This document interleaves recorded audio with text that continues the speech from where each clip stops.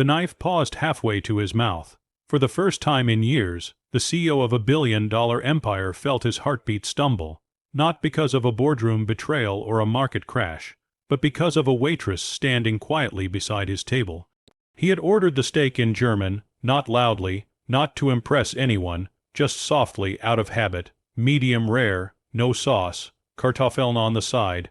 Most people never noticed, and if they did, they smiled awkwardly and moved on. But this time she answered fluently, Nederlich, medium rare, Kartoffeln kein problem.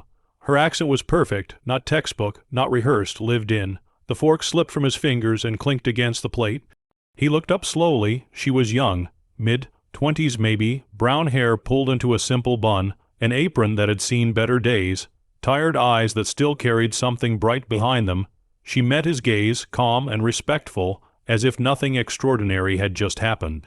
"Anything else, sir?" she asked gently. He swallowed. You speak German?" She smiled politely. "Yes, just one word, yes," and somehow it cracked something open in him. Earlier that evening he had walked into the restaurant invisible on purpose.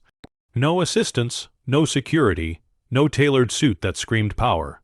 Just a plain jacket, worn shoes, and a face the world didn't recognize without headlines attached.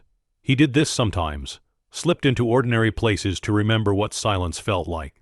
What it meant to be just another man ordering dinner. The waitress had been kind from the start, not forced, not over-cheerful, just human. She noticed when his glass was empty before he had to ask.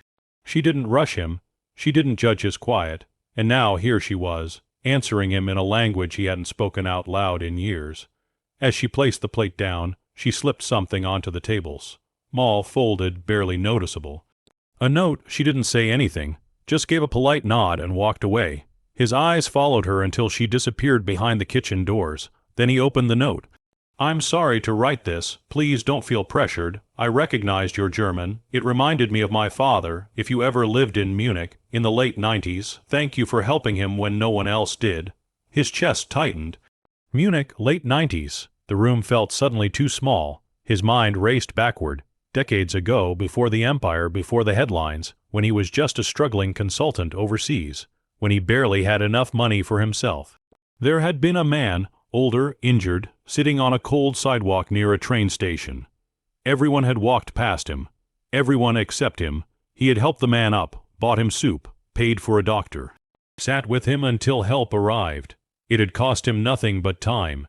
He never learned what happened after. He never thought it mattered, until now. The CEO stood up, not abruptly, not dramatically, just with quiet urgency.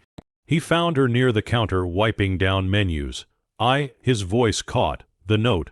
Her hands froze. "I didn't mean to upset you," she said quickly, eyes dropping. "You don't have to respond, When I heard the German, I thought, my name." He said softly, "Is the same man who helped your father?"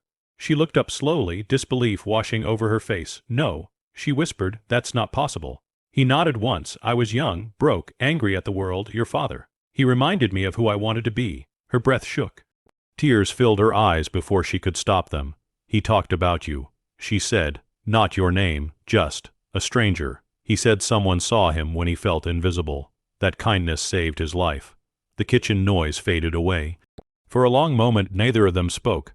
Then she wiped her cheeks, embarrassed. "I'm sorry, I didn't want anything from you. I just wanted you to know. Your kindness mattered." He smiled, a real one. "The kind that reached his eyes. It still does," he said. Before he left, he asked her to sit with him for a moment. She hesitated, glancing at her manager, then nodded. He didn't offer her money. He didn't make grand promises. He listened.